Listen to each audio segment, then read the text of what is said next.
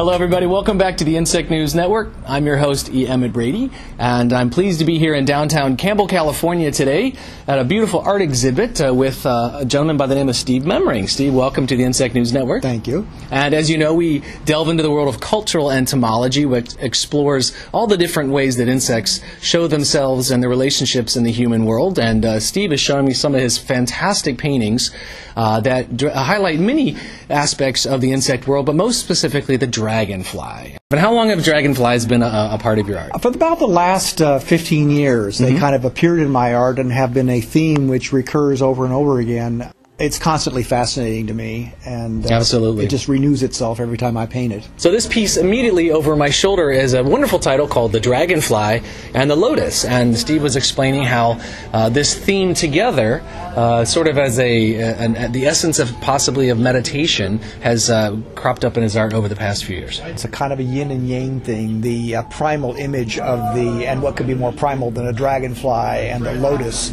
They're images which kind of are evocative. I've tried to paint them so that they appear to emerge out of nothingness and submerge into nothing. It's not a concrete or realistic interpretation at all, but something which kind of invites you into a meditation and lets you wander where you want to go. Interesting thing about this painting as well is that it uses an innovation in painting. Is that right? Interference pigments. Interference pigments. These are 21st century pigments that are simply new on the market, and the moment I started painting dragonflies, it sort of lent itself to this kind of innovative treatment.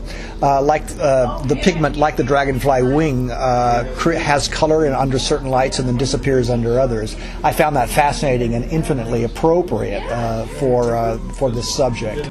So we're back here at another painting with Steve, and the title of this one is certainly something my mother is going to love. It harkens not only to the Christian tradition, but it also references cultural entomology, the metaphysical, mythological, and spiritual aspects of the dragonfly. And this one is called Annunciation. Steve, tell us about it.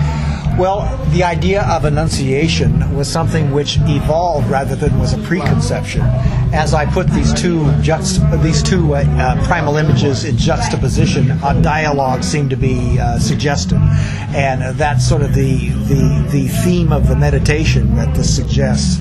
Annunciation in the same position that the angel was to the Virgin Mary, so the dragonfly is making a visitation and an annunciation to the lotus. Now we're standing here in front of a picture that is absolutely blowing my mind. It could be the quintessence of what cultural entomology means, because it shows the science, the nature, the metaphysics, and the metaphor of the dragonfly in so many different layers.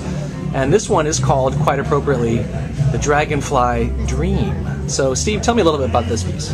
Some of it is Western iconography. The structure of the dragonfly in this position suggests, perhaps a crucifix with the stained glass window colors behind it.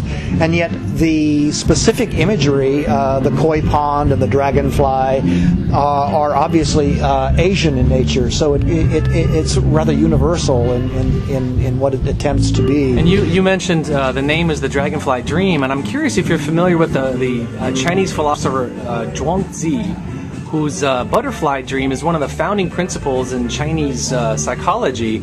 And he had a dream that he was a butterfly, and he wasn't sure if he was the butterfly dreaming he was a man, or the man dreaming he was a butterfly. And his title was called The Transformation of Things. When I name it Dragonfly Dreams, I specifically want to be ambiguous. Is the viewer dreaming about the dragonfly? Is the dragonfly dreaming about the imagery around it?